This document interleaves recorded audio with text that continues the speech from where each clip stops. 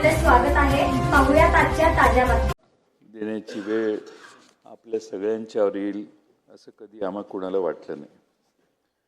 28 जानेवारीला अपघात झाला आणि दादांसारखा नेता नियतीनं आपल्यातून हिरावून नेला.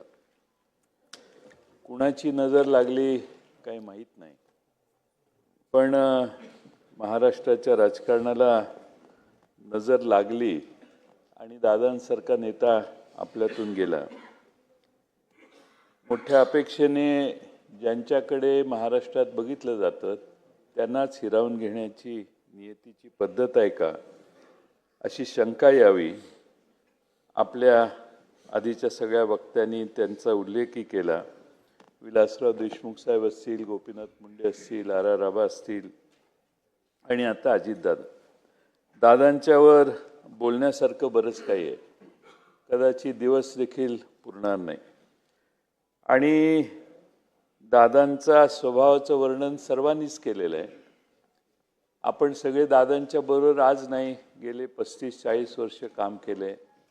दादांच्या स्वभावातले बारकावे वर्णन करावेत तेवढे थोडे आहेत. जवळपास 2 दशकं दादा महाराष्ट्राच्या राजकारणाच्या मध्यवर्ती भागात होते. दादा काय करणार आणि दादांच्या पक्षाची भूमिका ही गेले 20-25 वर्ष महाराष्ट्रात फार महत्त्वाची ठरली. आणि त्यामुळं जेव्हा इतिहास लिहिला जाईल, समाजकारणाचा असेल, सहकाराचा असेल, अर्थकारणाचा असेल, तर मला खात्री आहे की अनेक दिग्गजांची नावं येतील, पण दादांचं नाव लिहिल्याशिवाय तो इतिहास पूर्ण होणार नाही. स्वर्गीय यशवंतराव चव्हाणांच्या मुशीतनं आदरणीय पवार साहेबांचं नेतृत्व सुरू झालं आणि त्यांचा आविष्कार, त्यांचे संस्कार घेऊन अजितदादांनी आयुष्यभर काम केलं. खरं म्हणजे दादांची आणि आम्हा सर्वांची कारकीर्द ही एकाच वेळी सुरू झाली. दिलीपरावजी इथं बसलेले आहेत, आर आबा होते, आम्ही समोरच्या बाजूत खाडेसाहेब जिथं बसलेले आहेत, कुटेसाहेब बसलेले आहेत, त्या ठिकाणी बसायचो. आणि पत्रकारांनी त्या भागाला अशांत टापूचं नाव दिलेलं होतं 90 साली.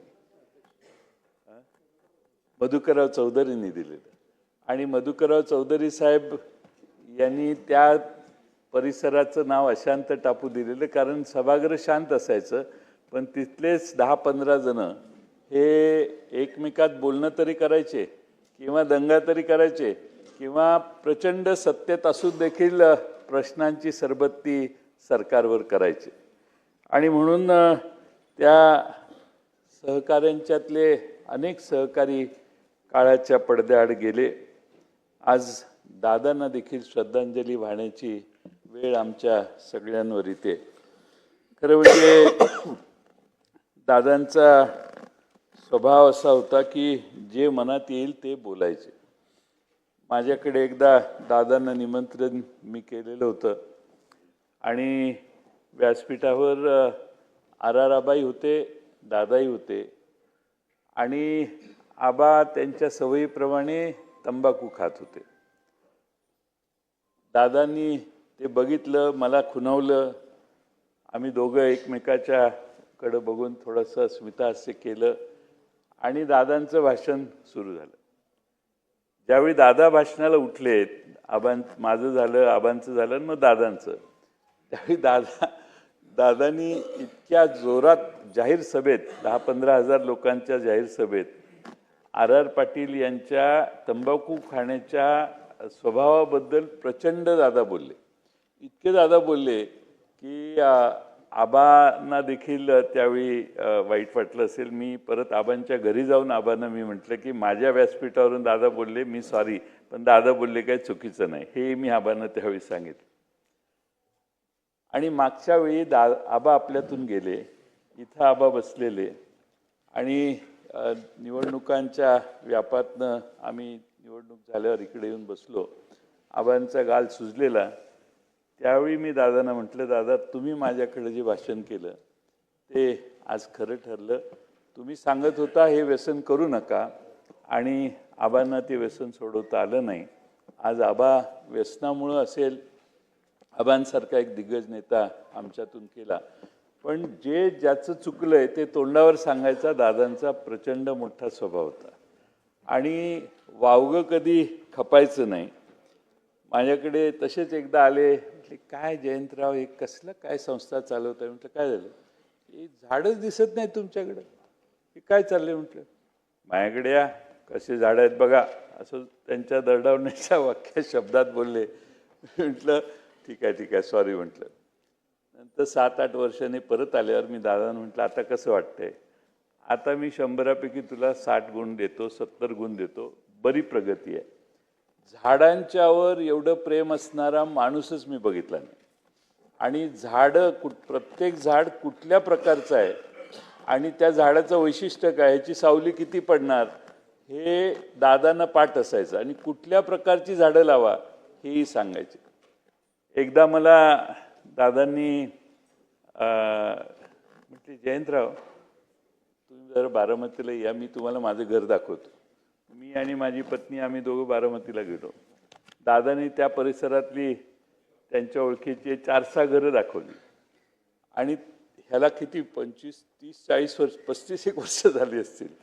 आणि जेव्हा जेव्हा माझ्याकडे यायची त्यावेळी दादा म्हणायचे जयंतराव घर बांधलं का, घर बांधलं का. अहो घर बांधावं किती वेळा सांगतोय. म्हणजे इतका व्यक्तिगत हे असायचा. मध्ये घरात माझ्या यायचे, म्हणते जयंतराव आता सुना आले, जरा तरी घराची व्यवस्था करा काहीतरी. म्हणजे घराच्या बद्दल दादा एवढे टची होते. आणि दिसेल त्यावेळी काही नसलं तर ह्या विषयावर यायचे. त्यामुळं व्यक्तिगत जीवनात दादांचा जो वागण्याचा स्वभाव होता, मला वाटत नाही की अशा प्रकारची वागणूक ही नीटनेटकेपणाची, आपुलकीची आणि कडक स्वभावाची दुसऱ्या कुणाची आम्हाला कधी मिळाली असेल. खरं म्हणजे 98 साली दादा बँकेचे अध्यक्ष झाले, मी साखर संघाचा अध्यक्ष झालो. महाराष्ट्रात आम्ही दोघांनी दौरा काढायचं ठरवलं. मग विदर्भापासून सगळ्या कारखान्यांना, विदर्भ, मराठवाडा, खानदेश सगळ्या कारखान्यांना भेटी द्यायचा कार्यक्रम केला. काही कारखाने बँकेचे अध्यक्ष येणार आहेत, बँकेचे पैसे मिळाले पाहिजेत म्हणून कारखाना ऊस नसला तरी चालू ठेवायचे. एका कारखान्यावर आम्ही गेलो, त्या कारखान्यावर जाताना ऊस नव्हता. तर संस्था चालक म्हटले दादा ह्या बाजूने ऊस येत नाही, तिकडच्या बाजूने ऊस येतो. बरं म्हणतो. मग आम्ही गेलो. त्याने काय कारखान्यात आम्हाला जाऊन दिलं नाही, कारण धुराडं चालू होतं. पण बाहेरच स्टेज घातलं, मोठा सत्कार वित्कार केला. वेळ कमी होता. दादा म्हटले आता जातो आम्ही. त्यालाही ते सोयीचं होतं. ठीक आहे दादा चला म्हटले. गाडीत बसल्या दादांना मी पुढे म्हटलं दादा आता तिकडं आलो, आता इकडं निघालो, इकडं पण ऊस नाही, तिकडं पण ऊस नाही. आता दादांनी लावला त्याला फोन. हे म्हटले काय सांगतो. म्हटले इकडेही ऊस नाही, तिकडेही ऊस नाही, तू काय आम्हाला मूर्ख बनवतो का. एवढे दादा फोनवर त्या कारखान्याच्या अध्यक्षाला बोलले. सांगायचा मुद्दा की जे समोर दिसतंय त्याचा तिकडेच तुकडा पाडण्याचा स्वभाव दादांचा आम्ही फार जवळून बघितला. खरं म्हणजे आज परिस्थिती बदललेली आहे, पण बदललेल्या प्रत्येक राजकीय लोकांना असं वाटायचं की दादा फार तापट आहेत आणि चिडतात. पण दादा फार धोरणी होते. दादांची राजकीय समज प्रचंड जास्त होती. आणि पुढं काय होऊ शकतं, काय करणार आहे आणि आपली ताकद किती याचा दादाने एवढा कदाचित कुणाला अंदाज नव्हता. त्यामुळे दादांचं सेल्फ असेसमेंट देखील स्ट्रॉंग होतं. आणि मी पक्षाचा अध्यक्ष झाल्यावर 2019ला आमच्या कार्यालयात काही फारशी गर्दी नसायची. म्हणजे आले धनंजय मुंडे आले, दिलीप राव आले, संजय आले, असे कोण आले तरच आमच्याकडं जरा 10-15 जण आले. कारण ते ओटीचा टाईम होता 18-19चा काळ. आम्ही एक सर्वे केला आणि दादांना मी म्हटलं दादा ही सर्वेप्रमाणे. हो सर्वेप्रमाणेच. आम्ही दोघं एकत्रित बसून जे सर्वेने आले त्यांनाच तिकीटं दिली. 2 बदलायची होती. एक आपले बनसोडे, आपले विधानसभेचे उपाध्यक्ष अण्णा बनसोडेंचं ते हायवेला तिकडं टोल नाक्यावरच त्यांना घेराव केला. दादांनी मला तिकडं फोन केला, जयंतराव मी ते काल हे नाव सांगितलेलं ते आता बदललं तर चालेल का? म्हटलं चालेल. एबी फॉर्म तुमच्या आधी पोचलेत म्हटलं पुण्यात, त्यातलं कुठलं द्या म्हटलं, काय हरकत नाही. ठीक आहे म्हटले. मग आणखीन थोड्या वेळाने दुसरा फोन आला, कुठंतरी मराठवाड्यात बदलायचं आहे, बदललं तर चालेल का? सांगायचा मुद्दा मगाशी भास्करांनी सांगितलं, पक्षाच्या अध्यक्षाला सांगून त्याला पाहिजे ते त्यांच्या कानावर घालून निर्णय घेण्याची एक प्रचंड मोठी स्वभावाचं वैशिष्ट्य दादांचं आम्ही बघितलं. आणि मला आठवते एकदा संघर्ष यात्रा काढली, काँग्रेस पक्ष 17 जण निलंबित केली, भास्करांना निलंबित केलं, आमचं संग्राम जगतापी त्यात आहे, असे 16-17 जण निलंबित त्यावेळी झाली. मग संघर्ष यात्रा निघाली. संघर्ष यात्रेत राधाकृष्ण विखे विरोधी पक्ष नेते, सगळी बसची व्यवस्था राधाकृष्ण विखे पाटलांची, जेवणाची सगळी व्यवस्था राधाकृष्ण विखे पाटील, आम्ही फक्त बसमधले प्रवासी असायचो. दादा म्हणायचे, हे राधाकृष्ण विखेलाच आपल्याकडे एकदा खेचला पाहिजे जयंत, हे किती चांगली व्यवस्था करतो बघा, खेचला पाहिजे म्हणजे आपल्याकडे आणला पाहिजे. म्हणजे जे ताकद ज्याची आहे, काम ज्याचं आहे, त्याचं रिकग्निशन करण्याचा त्यांचा एक वेगळा स्वभाव होता. आणि सगळ्या महाराष्ट्रात म्हणजे सगळ्या जिल्ह्यात आम्ही त्यावेळी प्रवास केला. आणि दादांचं त्या काळातलं वैशिष्ट्य असं की मगाशी सांगितलं तसं वेळेवर सगळ्यांच्या आधी बसमध्ये जाऊन बसणार, सगळ्यांच्या आधी रेडी होणार, त्यामुळं वेळेचं भान त्यांच्यासारखं कधी नसायचं. मी शेवटी त्यांना सांगायचो, मला जरा अर्धा तास आधीची वेळ कळवत जावा, म्हणजे 8ला यायचं तर 7:30ला कळवा, मी 8ला पोहोचत जाईन. असं मला सांगतच जाऊ नका 8 आहे म्हणून, 7:30च सांगा. कारण त्यांचा आणि माझा टाईम कधी वेळेवर एका वेळी कायम वेळेवर प्रचंड जायचे ते. इथं आम्ही बसायचो विरोधी पक्षामध्ये, त्यावेळी सगळे कामकाज संपल्यानंतर त्यांचे स्वतःची व्यक्तिगत कामं काढून बसायचे ते. आणि प्रत्येक बारीक लहान आलेल्या पत्राला काय काय करायचं याच्यावर सूचना लिहायचे. त्यामुळे प्रशासनावर प्रचंड वचक होता. मला खात्री आहे की दादा जर आज आपल्यात असते पुढची 15-20 वर्ष, तर नक्की दादांची क्षमताच एवढी होती आणि ॲक्सेप्टेबिलिटी एवढी होती की दादा भविष्य काळात कधी ना कधीतरी महाराष्ट्राच्या प्रमुख पदावर नक्की बसले असते, याची माझ्या मनात कधीच शंका नव्हती. आणि त्यामुळं अलीकडच्या काळात माझा त्यांचा स्नेह फार जवळचा झाला होता. आणि गेले 8-9 महिने बऱ्याच बैठका माझ्या त्यांच्या झाल्या. आणि त्यावेळी इतक्या वेळेला जेवणाला यायचे, इतके प्रचंड खुश असायचे की मला या मागच्या 4 महिन्यात दादांच्या चेहऱ्यावरची खुशी प्रचंड मोठी होती, हे या ठिकाणी नमूद करणं आवश्यक आहे. खरं म्हणजे आज महाराष्ट्रामध्ये जे समाजकारण राजकारण आहे, ते सगळं समाजकारण राजकारण हे वेगळ्या प्रकारचं आहे. मी त्याच्यावर जाणार नाही, कारण आज ही आपण दादांना श्रद्धांजली वाहतोय. पण दादांना शरद पवार साहेबांच्याबद्दल प्रचंड अभिमान असायचा. मध्ये महापालिकेच्या निवडणुकीत त्यांनी भाषण करताना कोणाला म्हटले मला माहीत नाही, ते म्हटले, तू असशील मोठ्या बापाचा, पण मी पण कमी नाही, मी पण मोठ्या काकांचा पुतण्या आहे, तुझ्या बापापेक्षा माझा काका लय मोठा आहे. याच्यातनं त्यांना ठीक आहे मतभेद झाले असतील, पण शरद पवार साहेबांच्याबद्दल प्रचंड आदर हा शेवटपर्यंत मी त्यांच्या डोळ्यात, त्यांच्या वागण्यात, त्यांच्या बोलण्यात बघितला.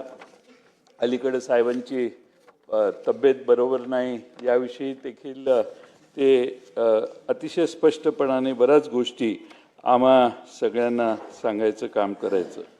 खरं म्हणजे बोलण्यासारखं अनेक आहे, मी बरेच काय बोलू शकतो, पण मला असं वाटतं की आमचं नेहमी असायचं, आमच्या पक्षाचं ब्रीदवाक्य असायचं, योग्य वेळी योग्य निर्णय.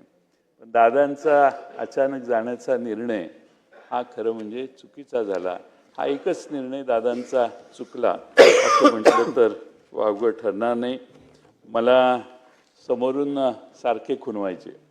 आणि एकदा इथं मी बसलेलो मुनगंटीवार तिकडनं मला म्हटले जयंतराव आमच्यात या. त्यावेळी दादा उठले एवढे तडकाफडकी आणि दादानी मुनगंटीवार साहेबांना फारच मुनगंटीवार साहेबांच्या बोलण्याला आक्षेप घेतला.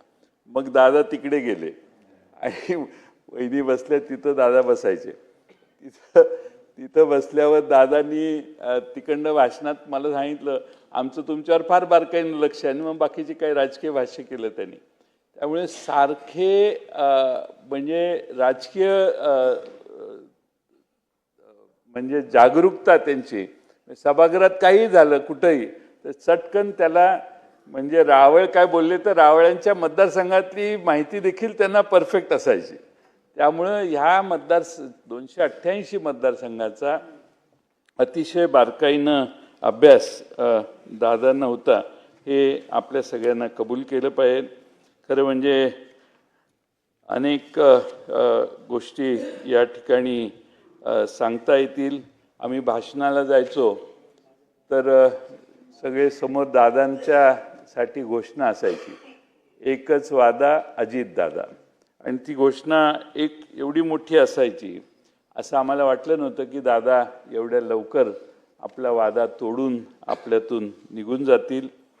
दुर्दैव आहे बाकीच्या सगळ्या गोष्टी येतील पण माणूस गेल्यावर त्या गोष्टी आपल्याला मिळू शकत नाहीत. आम्हा सर्वांचीच जे राष्ट्रवादी शरद पवार साहेबांच्या छत्रछायाखाली काम करणारे कार्यकर्ते आहेत त्या सर्वांचीच प्रचंड हानी झाली आहे. पण बारामतीकरांची फार मोठी हानी झालेली आहे. बारामतीत आपण गेल्यावर बारामतीचं जे वैशिष्ट्य आहे प्रत्येकजण आपापल्या मतदारसंघात सरकारकडून मदत घेऊन जातो. पण बारामतीमध्ये गेल्यावर लक्षात येतं की दादांनी बारामती किती बारकाव्यानं उभी केलेली आहे. रस्त्यावरच्या फुटपाथच्या रंग जरी खराब झाला तरी गाडी उभं करून फोन करून तो रंग परत मारून घ्या सांगणारे दादा. आणि स्वतः फुटपाथ झाडं आणि तिथला परिसर बघण्याच्यासाठी प्रचंड वेळ देणारे दादा हे आपण सगळ्यांनी बघितले. ते बारामतीकरांना त्यांची कायमची उणीव भासेल असं मला वाटते. लोकप्रतिनिधी आपण सगळेच आहे पण एवढा जीव लावून त्या बारामतीत काम दादांनी केलं हे तिथं गेल्यावरच आपल्या सगळ्यांना कळू शकतं. आणि म्हणून आज त्यांना श्रद्धांजली वाहण्याची वेळ आमच्यावर कधी येईल असं आम्हाला कधीच वाटलं नाही. मला दादा गेल्याचा धक्का प्रत्येकालाच आहे. आम्हा सगळ्यांना तर बातमी कळल्यानंतर सुचत नव्हतं की असं शक्य कसं होऊ शकतं. म्हणजे दादांच्या पार्थिवाचं दर्शन घेण्याचंही धाडस आम्ही तिथं असूनही आम्हा कुणाला झालं नाही. आणि त्यामुळं माझी मुख्यमंत्री महोदयांना विनंती आहे की हा अपघात कसा झाला कशामुळे झाला मला खात्री आहे आपण त्यात लक्ष घालाल. आणि तांत्रिकदृष्ट्या हा अहवाल जो येईल त्याच्यामुळं महाराष्ट्रात असा अपघात कसा झाला याचा खुलासा स्पष्टपणे होणे आवश्यक आहे. असं म्हणजे ॲक्सिडेंट यापूर्वी कधीही मोठ्या विमानांचाही लहान विमानांचाही हा असा कधी झालेला आम्हाला ऐकवत नाही. आणि म्हणून दादांना मी राष्ट्रवादी पक्षाच्या वतीनं श्रद्धांजली वाहतो. अजून बराच वेळ बोलता येईल पण मी सभागृहाचा वेळ घेऊ इच्छित नाही. महाराष्ट्राच्या ज्येष्ठ नेत्या शालिनीताई पाटील यांचं निधन 94व्या वर्षी माहीमला झालं. आणि सत्यशोधक विचाराचे प्रणेते ज्योतिराव फाळके पाटील यांच्या त्या कन्या होत्या वकील होत्या. आमच्या सांगली जिल्ह्यात लोकल बोर्डाच्या सदस्या म्हणून त्यांनी कामाची सुरुवात केली आणि एक वेगळी छाप त्यांनी उमटवली. आणि महसूल मंत्री म्हणूनही त्यांनी त्यांची कारकीर्द गाजवली. आणि अतिशय करारी स्वभावाच्या होत्या. कोरेगाव विधानसभेत 1999 ते 2009 आमदार म्हणून त्या निवडून आल्या. 90 आणि 95मध्ये जनता दल आणि अपक्ष म्हणून देखील त्यांनी निवडणूक लढवलेली. पण एक करारी आणि अतिशय बाणेदार आणि ठामपणाने आपली भूमिका मांडणारी भगिनी म्हणून महाराष्ट्राच्या राजकारणात त्यांना सर्वांनी पाहिलेलं आहे. स्वरूप सिंग हिऱ्या नाईक हे सुद्धा आम्ही जवळून पाहिलेले आहेत. मी अर्थमंत्री असताना त्यांचा एक फार मोठा गहन प्रश्न होता. ते स्वरूप सिंग हिऱ्या नाईक आणि आमचे अमरीशभाई पटेल वगैरे सगळे त्या भागातले आमदार यांना घेऊन माझ्याकडे आले आणि 2 तास थांबल्यावर प्रश्न सुटल्यावर परत काम तुम्ही माझं केलं म्हणून नुसतं येऊन चहा घेऊन जाणारे स्वरूप सिंग नाईक देखील मी फार जवळून बघितलेले आहेत. अतिशय मितभाषी, पण त्या भागातली जनता त्यांना फार मोठा पाठिंबा देणारी जनता होती आणि त्यामुळं स्वरूप सिंग हिऱ्या नाईक हे दीर्घकाळ या सभागृहाचे सदस्य मंत्री म्हणून त्यांनी काँग्रेस पक्षात देखील फार चांगलं काम केलं. राज पुरोहित ह्यांना देखील आम्ही जवळून पाहिलेलं होतं. राज पुरोहित मगाशी जे आमच्या गुलाबरावनी वर्णन केलं तसं त्यांचा स्वभाव सर्वांशी संबंध ठेवायचा होता आणि राज पुरोहितांचा आणि दिलीप वळसे पाटलांचा फार संबंध होता मैत्रीचा. त्यामुळे आमची त्यांची मध्ये आधे बरीच भेट व्हायची. गंगाधर पटणे असतील, निळकंठ चिंतामण पालक असतील, विश्वास नांदेकर असतील आणि रूपलेखाताई ढोरे असतील, या सर्वांच्या निधनाच्या शोकप्रस्तावाला पाठिंबा देऊन मी माझे 2 शब्द संपवतो.